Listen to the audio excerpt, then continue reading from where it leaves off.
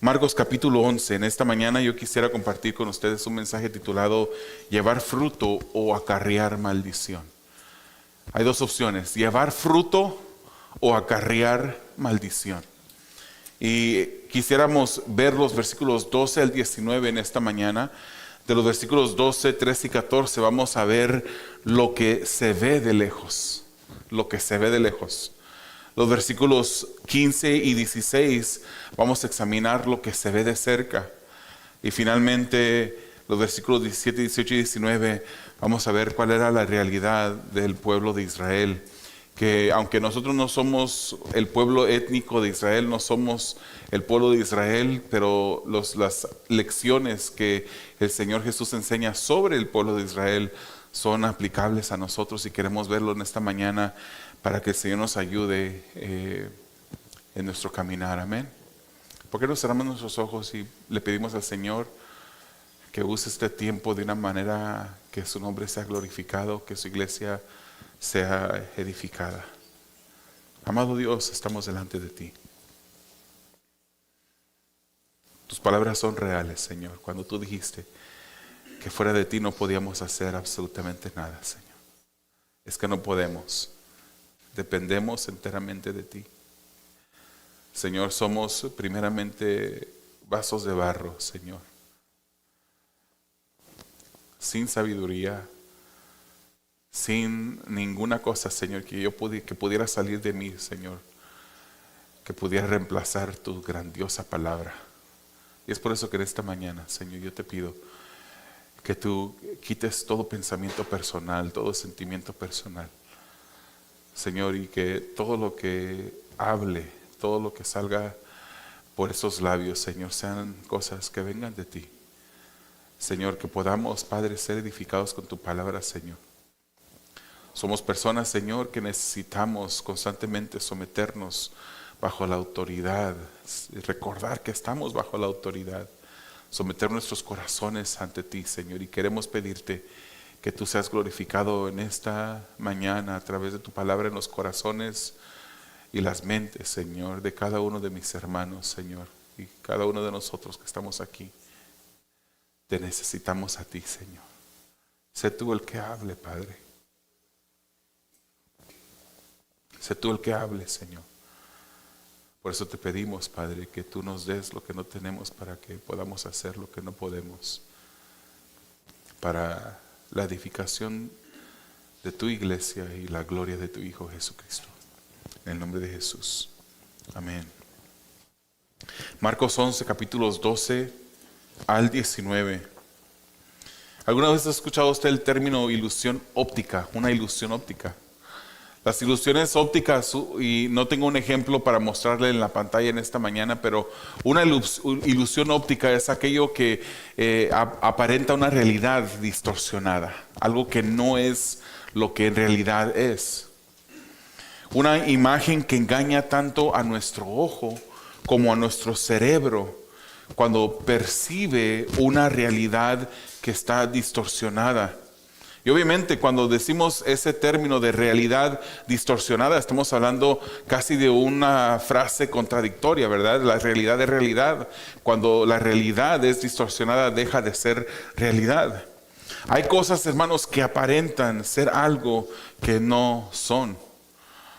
Hay muchas cosas que aparentan ser algo que no son. Por ejemplo, yo me recuerdo en mi niñez cuando yo vivía con un tío, o mi tío José vivía con nosotros. Él de repente salíamos de la iglesia y se encontraba por ahí alguien, y vivíamos en un tiempo vivimos con mi abuelita. Y mi abuelita tenía una casa en el sur centro de Los Ángeles. Y mi tío llegaba bien contento porque había encontrado a una persona que le había vendido una esclava de oro. Y esa esclava de oro se la dieron en un precio que era imposible de resistir, tanto que la tuvo que comprar.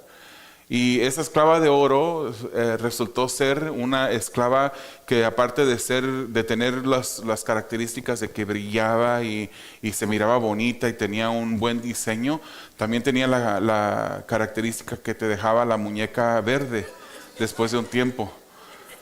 Y eso pues demuestra que el oro el metal del cual estaba hecho esta esclava, pues no era oro de verdad.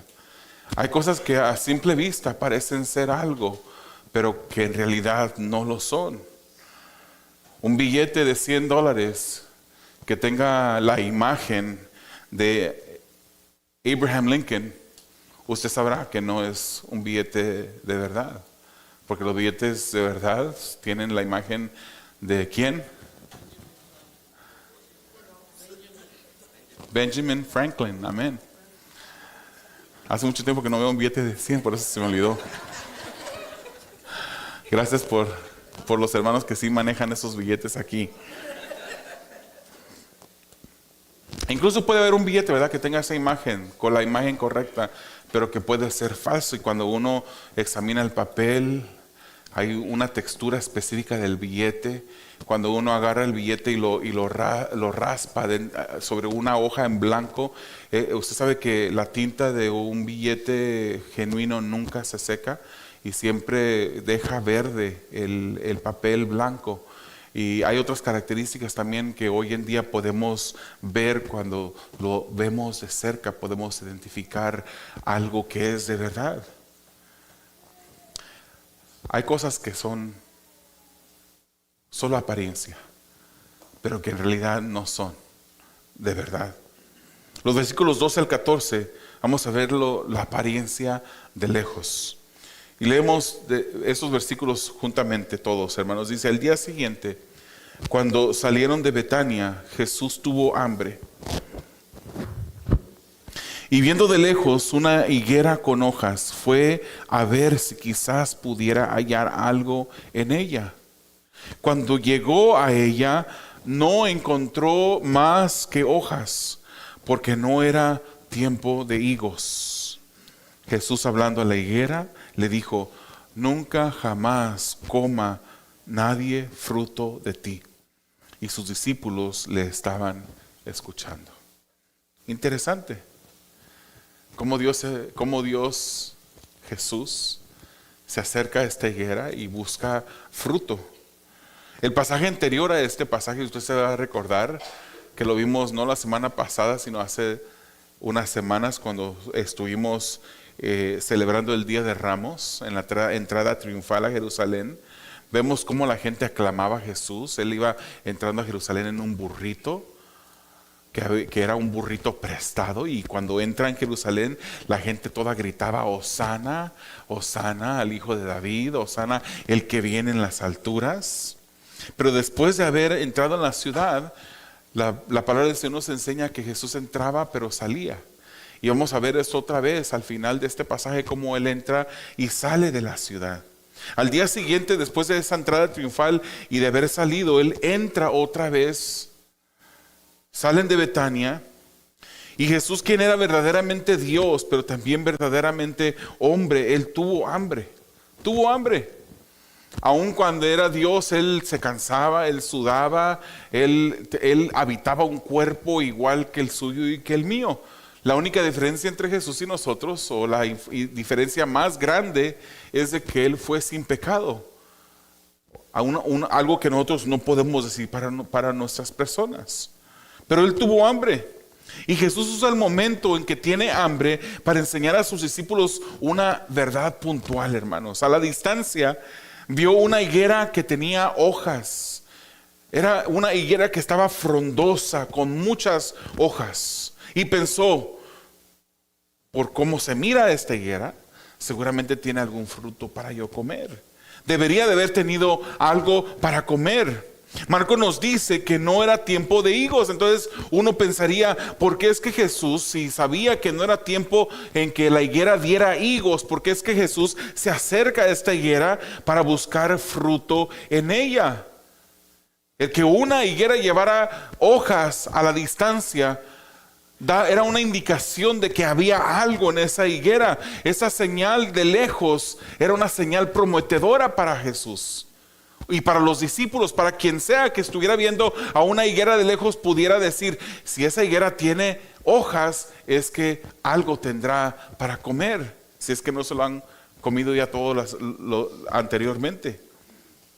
Hermanos, las higueras suelen dar dos tipos de frutos, por si no lo sabía. Y aunque parece el mismo fruto, son dos tipos diferentes.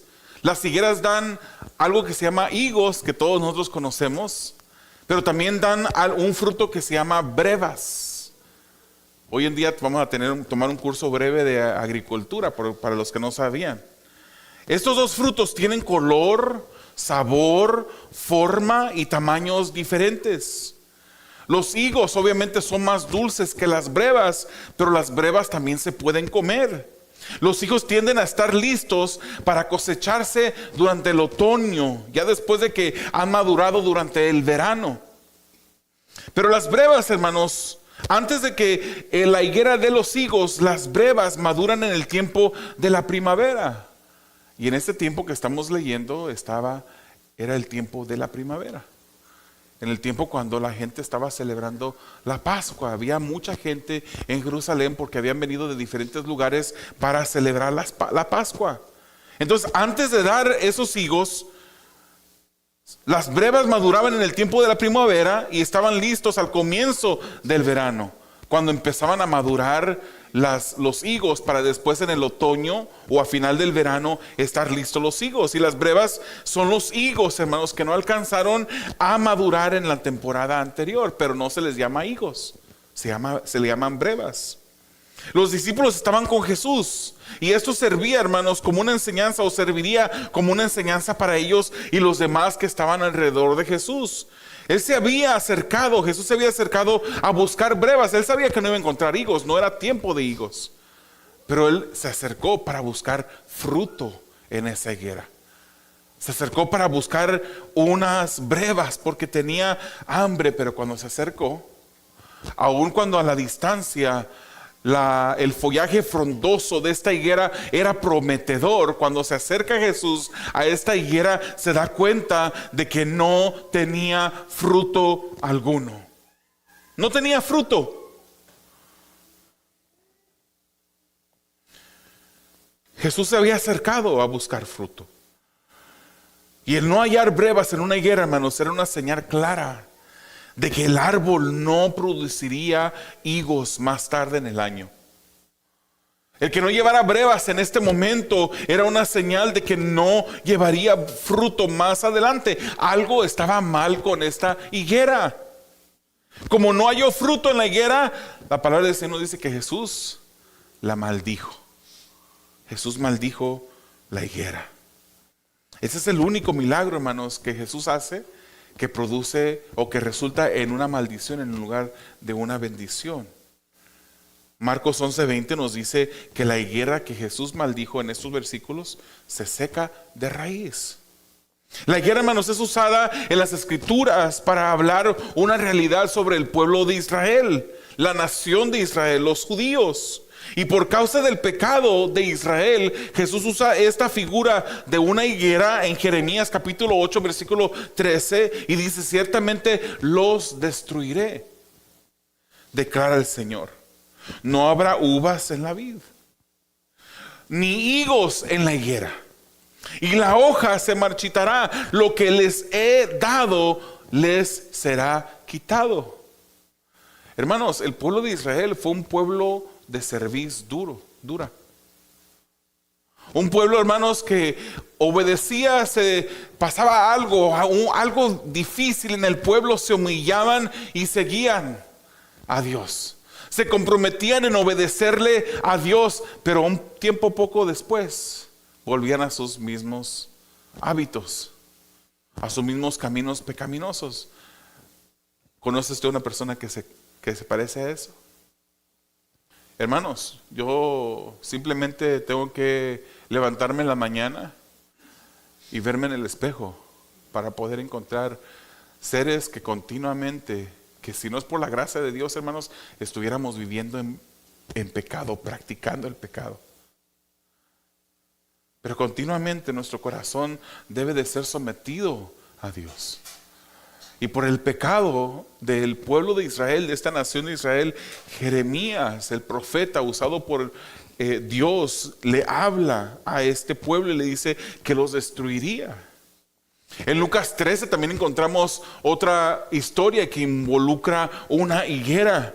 Este es un relato de una higuera que por 3 años no daba fruto, y el que fue a buscar fruto en esta higuera dice: ya 3 años he venido a buscar fruto en esta higuera y no he encontrado fruto. Y se hizo la propuesta de que esta higuera fuera cortada, y aunque se hace un plan para acabarla, para abonarla, para ver si pudiera rescatarse esta higuera y diera fruto en el futuro, si este esfuerzo no resultaba en que esta higuera diera fruto, iba a ser cortada. Hermanos, Jesús estaba comparando a esta higuera infértil con una nación de Israel que era infértil. Una nación que estaba llena de incredulidad, que había llegado esa incredulidad a su punto máximo en este momento. Jesucristo había venido a este mundo, había hecho milagros, había predicado verdades sobre el reino, había alimentado, había sanado, había libertado, pero la gente estaba solamente buscando a Jesús por esos bienes temporales. No le seguían porque habían reconocido que Jesús en verdad era el Mesías, el Hijo de Dios, que había venido a rescatarles.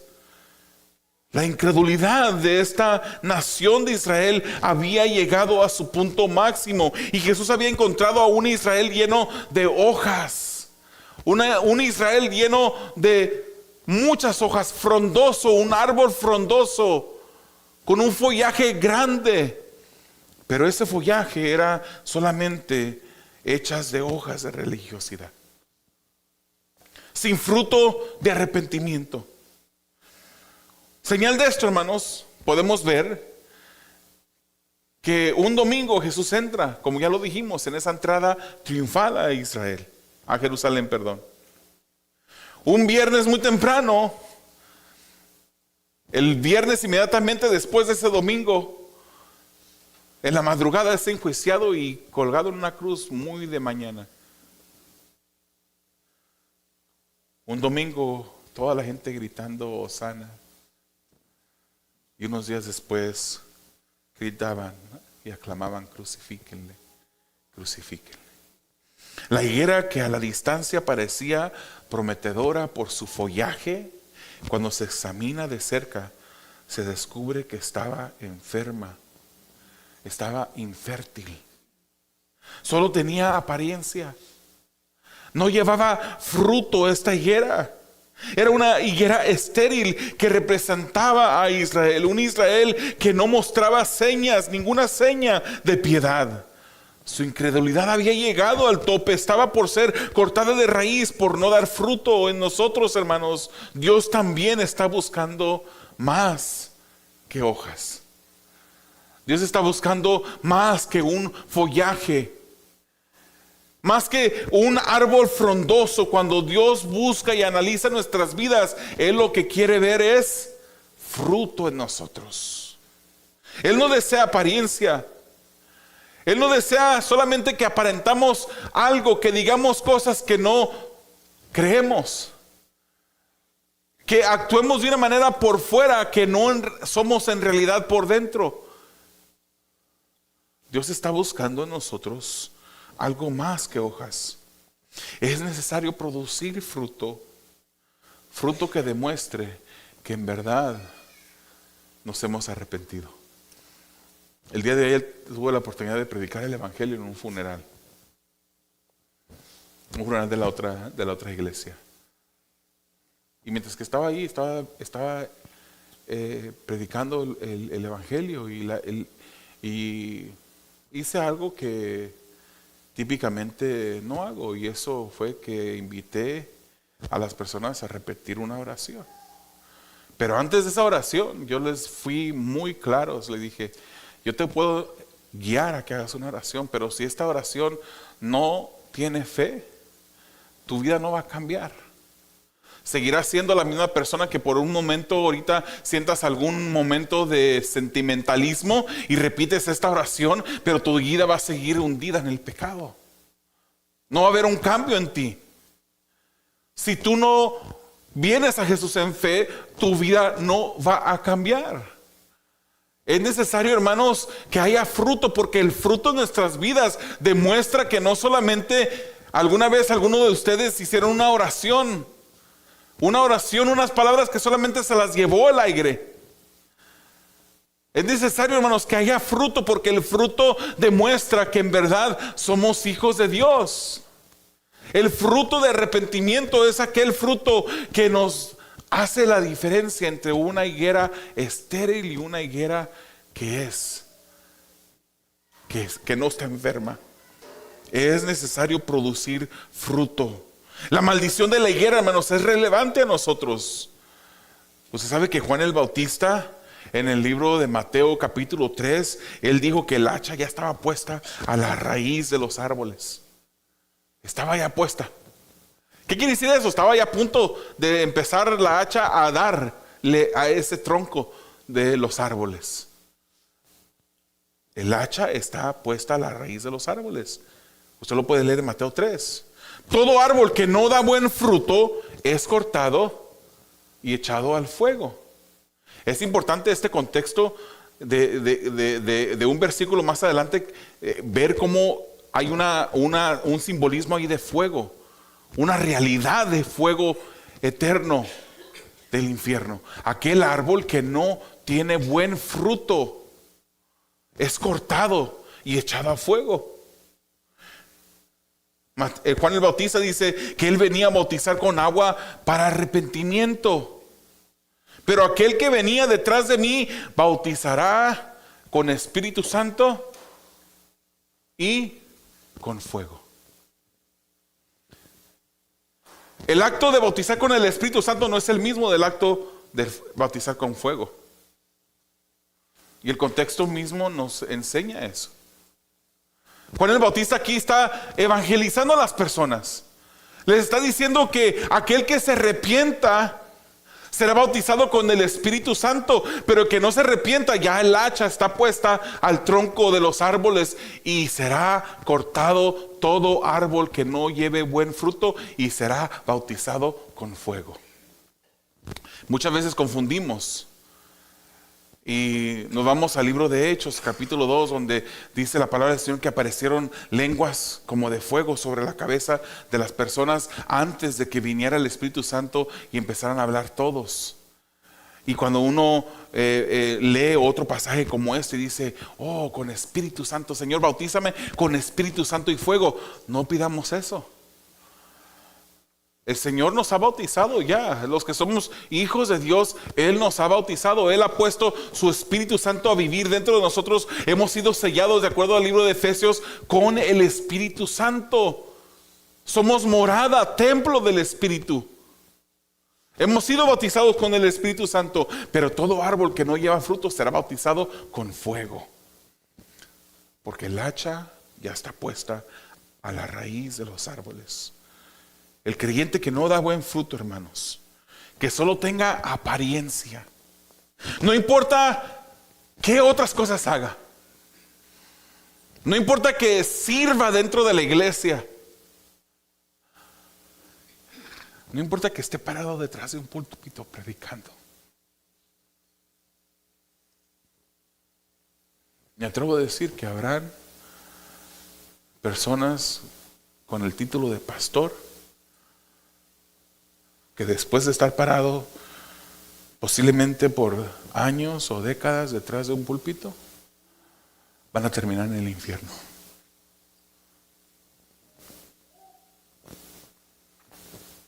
Hermanos, el buen fruto en nuestras vidas es necesario.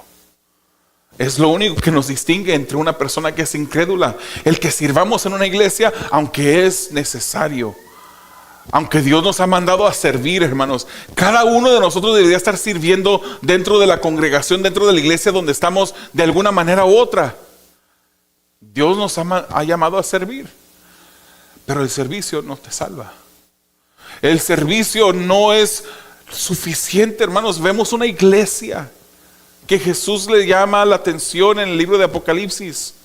Una iglesia que les da elogios de haber defendido la sana doctrina. Pero luego les dice, pero tengo una cosa contra ti. que has dejado tu primer amor. El que no da buen fruto, que solo tenga apariencia, no importa qué tan ocupado esté en el servicio al Señor o en obras buenas, no importa cuánto bien le hagas a tu vecino, cuánto bien, no importa. Las buenas obras no salvan. Debe de haber realmente un arrepentimiento en tu vida. No solamente haber apariencia. Hay personas, hermanos, que hacen buenas obras, que están dentro de iglesias, que están sirviendo, pero en su vida privada siguen practicando el pecado, viviendo hundidos en el pecado. Pero bendito el hombre que pone su fe en el Señor, una fe genuina, porque esto le hará producir fruto. Por no llevar fruto, la higuera acarrió maldición. Vamos a los versículos 15 y 16. La corrupción de cerca. Dice, llegaron a Jerusalén y entrando Jesús en el templo, comenzó a echar fuera a los que vendían y compraban en el templo. Volcó las mesas de los que cambiaban el dinero y los asientos de los que vendían las palomas. Y no permitía que nadie transportara objeto alguno a través del templo. Jesús llegó al templo, hermanos, y cuando encontró y vio lo que vio, hermanos, Él puso un alto a todo lo que estaba pasando en ese momento. Israel estaba permeado de una adoración falsa. Tenía muchas hojas. Hermanos, a veces ese acto de servicio te hace sentir bien. A veces un acto de servicio te hace sentir como que en verdad eres una higuera. Pero cuando examina profundamente dentro de esa higuera, te das cuenta de que no hay fruto. El servicio en la iglesia calma conciencias. El servicio en la iglesia es útil para que una persona sienta que ha ganado el favor de Dios. Pero debemos de examinar nuestras vidas y pedirle al Espíritu Santo que no seamos como la iglesia, como la nación de Israel, que estaba permeado por una falsa adoración. La higuera representativa de Israel parecía frondosa con muchas hojas, pero de cerca estaba llena de corrupción. El templo era sumamente importante para el judío, hermanos. Era el centro de la nación, era el corazón de la nación, el punto central de su religiosidad. Era la representación de Dios mismo en la tierra. Era importante el templo para los judíos, el lugar donde Dios les había provisto un lugar para encontrar la paz, por medio de la cual podían obtener a través de esas ceremonias sacrificiales, esas ceremonias donde sacrificaban animales. El sacrificar a un animal en el templo les proveía a los judíos de un escape temporal de la culpa del pecado. Cubría el pecado. Pero el templo dejó de ser lo que Dios había mandado que fuera. Ese templo dejó de ser todo esto y llegó a ser un centro comercial lleno de corrupción, hermanos. En el tiempo de la Pascua se sabe que había muchas personas, ya lo dijimos. La ciudad estaba repleta de personas. Había llegado de todas partes para sacrificar en el templo diferentes personas. Y en el atrio del templo se vendían cantidades innumerables de animales. Usted sabe que el templo estaba compuesto de 3 áreas, ¿verdad? El atrio era lo que estaba más accesible, más afuera. Y se llamaba el atrio de los gentiles. Más para adentro estaba el lugar santo y luego detrás de una cortina estaba el lugar santísimo. El lugar santísimo donde entraba el sumo sacerdote a ofrecer. En el atrio había mucha algarabía. Haga de cuenta como si fuera un swap meet, donde hay diferentes puestos de personas muchas personas caminando de un lado para otro, buscando la mejor oferta que pueda haber. Se había puesto prácticamente un establecimiento de ese tipo en el atrio del templo. Habían muchas personas que estaban vendiendo cantidades innumerables de animales. Incluso, hermanos, se conoce por la historia que los mismos religiosos, los sacerdotes, eran dueños de muchos de esos puestos, que estaban vendiendo esos animales. La corrupción había llegado a todos los niveles de la sociedad judía y de su religión. Esto enardeció a Jesús, hermanos. Cuando Jesús llega a ese momento y mira a todas las personas haciendo dinero a cuesta de la adoración a Dios, esto enardece a Jesús. Él sintió una ira. Y no nos equivoquemos, hermano, no es una ira de la misma tipo de ira que nosotros sentimos. Cuando usted tiene ira porque una persona se le mete en el freeway o no lo deja pasar, no lo deja entrar después de haber puesto su señal, hay ira de pecado. Eso es pecaminoso. Nuestra ira es pecaminosa, pero la ira de Jesús, cuando Él mira todo ese escenario, Él se airó. Pero fue una ira santa, no una ira pecaminosa. Y dice la Escritura que echó fuera no solo a los que vendían, también a los que compraban en ese momento. Volcó las mesas y los asientos de los que vendían palomas. Esta es la reacción de un Dios santo y justo frente al pecado. No hay comunión entre la luz y las tinieblas. No puede haber. Esa es la reacción de un Dios santo frente a la esterilidad de una nación sobre la cual había tenido mucha paciencia, que había soportado por muchos años. La falta de fruto revela corrupción, hermanos. El que diga que es hijo de Dios, pero no da fruto, hay algo ahí contradictorio, solamente una ilusión óptica. Algo que parece por fuera, pero en realidad no lo es. Es necesario llevar fruto que muestre arrepentimiento. Bendito es el hombre, hermanos, que pone su fe en el Señor, que tiene su confianza en el Señor, porque éste llevará fruto. Mateo 3:8 dice: por tanto, den frutos dignos de arrepentimiento. La palabra nos llama a examinarnos, hermanos, a asegurarnos de que llevamos fruto. Y veamos el diagnóstico de la enfermedad en los versículos 17 al 19. Dice: y les enseñaba diciendo: ¿no está escrito, mi casa será llamada casa de oración para todas las naciones? Pero ustedes la han hecho cueva de ladrones. Los principales sacerdotes y los escribas oyeron esto y buscaban cómo destruir a Jesús, pero le tenían miedo, pues toda la multitud estaba admirada de su enseñanza. Cuando atardecía, Jesús y sus discípulos solían salir fuera de la ciudad. Ahí lo vemos haciendo lo mismo. El maestro aquí, hermanos, diagnostica la enfermedad, identifica los síntomas y toma el momento para enseñarles y les dice a los judíos esas palabras. Hermanos, los judíos guardaban en alta estima el templo, como ya lo dijimos. Un templo que fue después destruido en el año 70. Pensaban que por tener un templo en sus medios tenían una protección.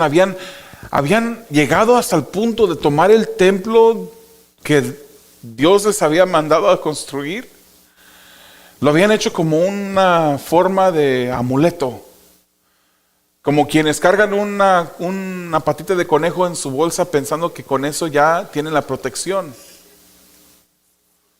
Habían visto y habían llegado a considerar el templo como un amuleto. Pensaban que porque el templo estaba dentro de su nación, tenían la protección, que estaban libres de juicio y que podían seguir con el status quo, con el proceso igual como siempre, en pecado. Y aquí Jesús, hermanos, cita el Antiguo Testamento. Usted puede ir a Isaías 56, versículo 7, donde dice: y los traeré a mi santo monte y los alegraré en mi casa de oración. Sus holocaustos y sus sacrificios serán aceptos sobre mi altar, porque mi casa será llamada casa de oración por todos los pueblos. Para eso había establecido el Señor el templo. Pero esta no era la realidad del pueblo de Israel. Ellos habían dejado el templo para eso. Y Jeremías, el profeta Jeremías, les llama la atención en Jeremías capítulo 7, versículos 9 al 11. Y les pregunta al pueblo de Israel: ¿robarán? ¿Matarán? ¿Cometerán adulterio? ¿Jurarán falsamente? ¿Ofrecerán sacrificios a Baal y andarán en pos de otros dioses que no habían conocido? Y vendrán luego y se pondrán delante de mí en esta casa que es llamada por mi nombre y dirán: ya estamos salvos, para después seguir haciendo todas estas abominaciones. Se ha convertido esta casa que es llamada por mi nombre en cueva de ladrones delante de sus ojos. Yo mismo lo he visto, declara el Señor. Es una llamada de atención al pueblo, que pensaban con que solamente llegar al templo y hacer un sacrificio, ya después podían ir a vivir como ellos querían vivir. Que solamente dentro de esas paredes o dentro de ese recinto de que se llamaba el templo, podían ellos venir y hacer un sacrificio, ser obedientes a los mandamientos dentro de ese lugar, pero luego irse a su casa y vivir de la manera como ellos querían vivir. ¿Seguirán robando? ¿Seguirán matando? ¿Seguirán cometiendo adulterio? ¿Jurando falsamente? ¿Ofreciendo sacrificios a un Dios que ni siquiera habían conocido antes? ¿Seguirán viviendo de la misma manera?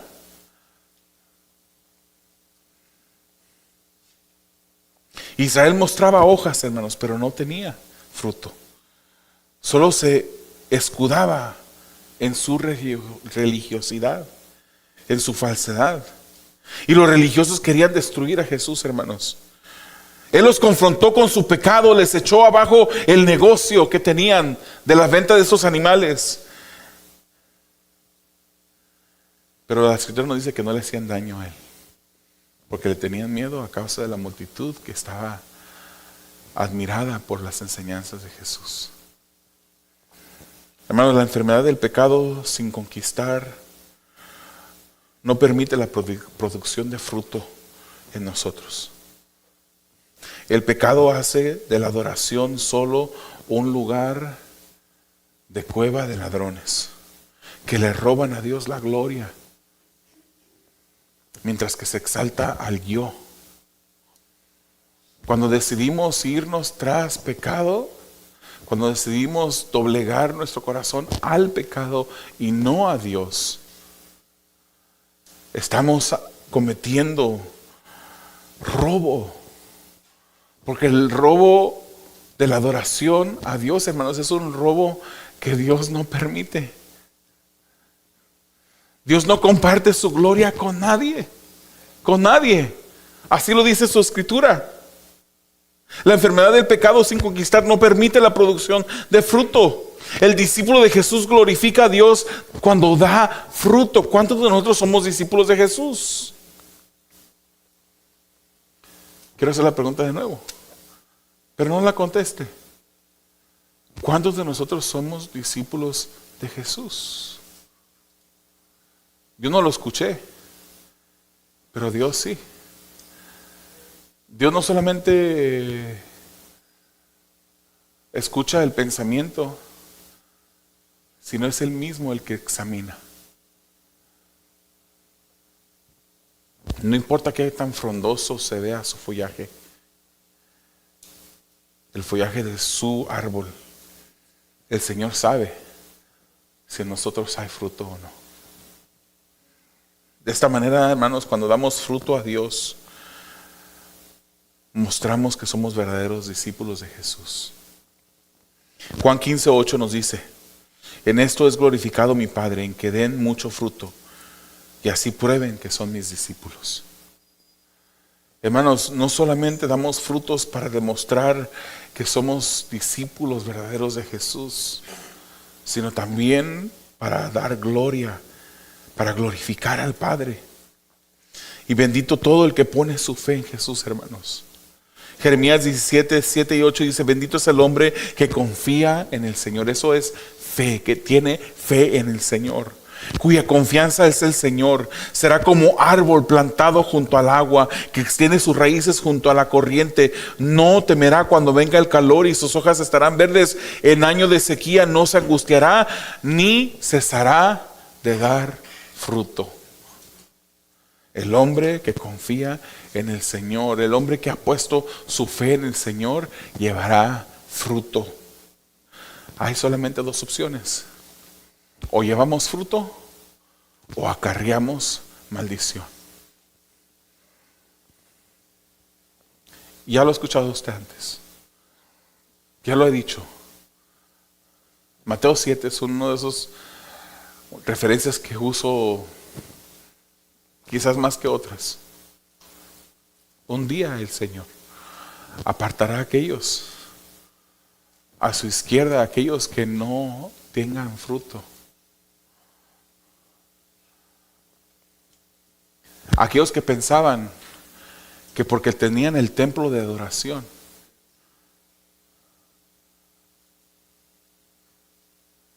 pensaban que entrarían en el reino. Aquellos que pensaban que porque profetizaban, seguramente iban a entrar. Porque en el nombre del Señor habían hecho milagros, seguramente van a entrar. Pero el Señor, que sabe quiénes somos en verdad, hermanos, Él le dirá a esas personas que no llevaban fruto: apártate de mí, hacedor de maldad, nunca te conocí.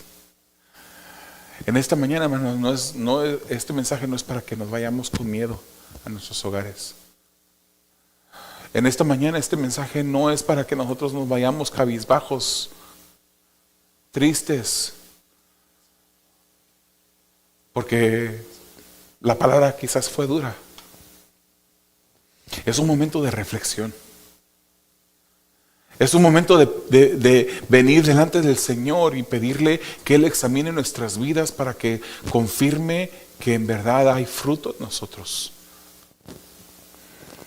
Examinemos si hay fruto, hermanos.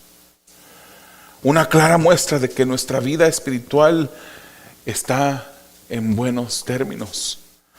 La manera como tratamos con el pecado es importante. Es importante, hermanos. No podemos vivir como el profeta Jeremías le llamó la atención al pueblo de Israel: robando, adulterando, adorando a dioses que son falsos, quitando a Jesucristo de nuestro trono del corazón y poniéndonos, sentándonos nosotros mismos en ese trono del corazón. No podemos vivir así. La manera como tratamos con el pecado en nosotros es importante. Un puritano llamado John Owen escribió esto: si alguien dice amar a Dios, pero en simultáneo, o sea, a la misma vez, y a sabiendas practica un pecado en forma regular, no es más que un mero simulador. Donde no se ama a Dios por encima de todo lo demás, no se lo ama en realidad. Él no está donde la gente no se aparte por amor a Él de una maldita concupiscencia. No permitas que tu luz te engañe, ni tus dones, ni tus obligaciones, ni tu profesión. Si vives en pecado, no amas realmente a Dios. Te mortificas.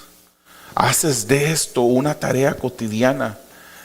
John Owen nos está diciendo: mortifícate y haz de esto una tarea cotidiana. Hazlo siempre mientras vivas. No ceses un día de realizar esta obra. Destruye el pecado o te destruirá a ti. El pecado viene en diferentes formas, tamaños, sabores, colores. Hay pecados respetados dentro de la congregación donde decimos: eso seguramente no es pecado, y disfrutamos del pecado.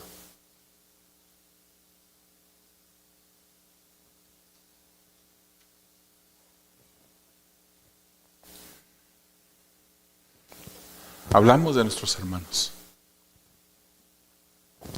Murmuramos de lo que acontece en la iglesia. Hermano, te voy a decir algo, pero es solamente para que ores. Cuando le digan eso, hermano, póngase a temblar. Y que sus antenitas se levanten bien, pero bien, bien. Cuando venga una persona a hablarle a usted sobre otra persona, dígale, espérate un momentito. Ve y llama a la persona de la cual iba a hablar esa persona y tráelo. Y dile, ahora sí, dime lo que querías decir de esta persona. Le aseguro que usted practica eso, van a dejar de usarlo a usted como un bote de chismes. Porque eso es lo que es, hermanos. Cuando pensamos decir una mentira, acaba de terminar el tiempo de los impuestos. Y algunas personas falsifican los detalles de sus impuestos para que le manden un poquito más de dinero o le quiten un poquito menos. Eso ofende a Dios, hermanos. Debemos de mortificar nuestros cuerpos. El apóstol Pablo decía que él golpeaba su cuerpo. Él lo golpeaba continuamente. Y él mismo dice, no vaya a ser que yo, que siendo heraldo, siendo el predicador, mensajero del mensaje del evangelio, yo mismo venga a ser descalificado.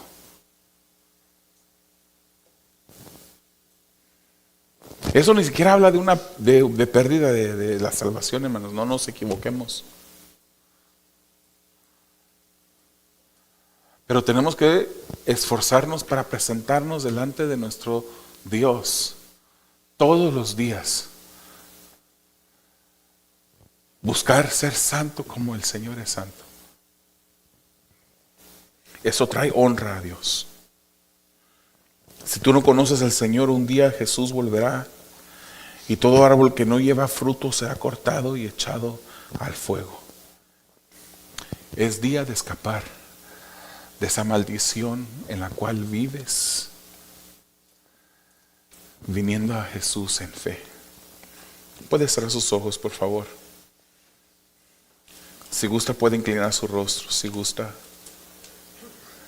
Y es un momento, hermanos, de que examinemos nuestras vidas.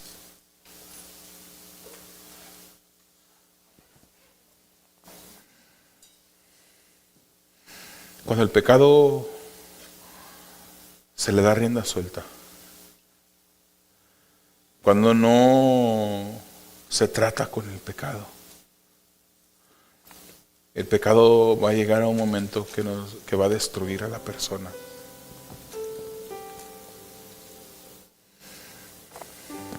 Es necesario que cada uno de nosotros llevemos fruto. Fruto que demuestre el arrepentimiento, un arrepentimiento genuino en nuestras vidas. Que revele que la fe que profesamos es una fe verdadera.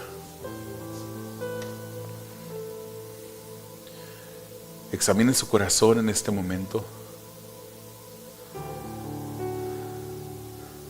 Y si hay un pecado oculto, un pecado que lo haces a escondidas porque sabes que ofende a Dios,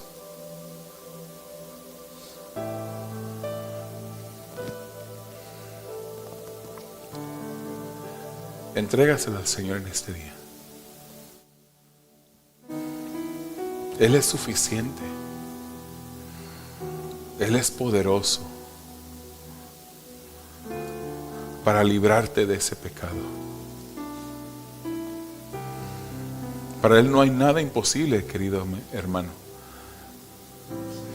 Si en verdad tú consideras a Dios el Señor de tu vida, has de rendirte completamente a Él. Rendirle tu corazón, tu mente, tu cuerpo, todo lo que eres. Somos sus esclavos, somos sus siervos.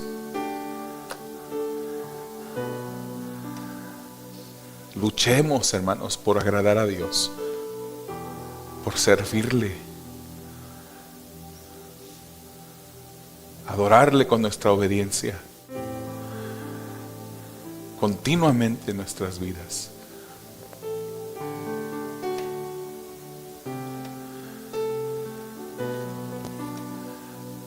Si hay duda en tu corazón de que eres hijo de Dios, pídele en este momento que te salve.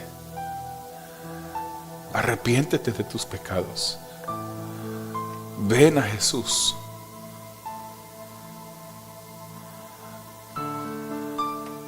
Entrega todo al que entregó todo por ti.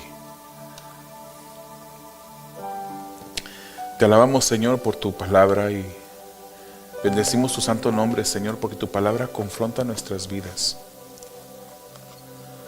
Señor, el hacha está puesta a la raíz, al tronco de todos los árboles. Y aquel que no dé buen fruto, Señor, será cortado y echado al fuego.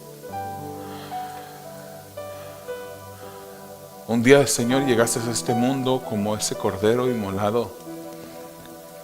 No abriste tu boca. Fuiste llevado al matadero, Señor, como una oveja. Fuiste llevado a la cruz. Pero un día regresarás, Señor. Y aquel que no haya sido hallado con fruto será bautizado con fuego. Sé tú glorificando nuestras vidas, Señor. Que en nosotros haya fruto, Señor, porque el fruto te glorifica. El fruto, Señor, demuestra en verdad que somos tus discípulos. Y no lo llevamos, Señor, no llevamos este fruto para que la gente vea que hay fruto. Porque no es tan importante lo que la gente mire, Señor, como lo que tú miras en nosotros. Que hayas fruto en nosotros, Señor. Ayúdanos, Padre, a honrarte, a servirte. Señor, obra en la vida de aquellas personas que no te conocen. Aquellas personas, Señor, que están perdidas en sus delitos, en sus pecados, Señor. Obra en cada uno de ellos, Señor, en arrepentimiento, en fe. Da vida, Señor, donde hay muerte. Para tu gloria y tu honor lo pedimos, Señor. Porque tú eres Dios grande y maravilloso. En el nombre de Jesús. Amén.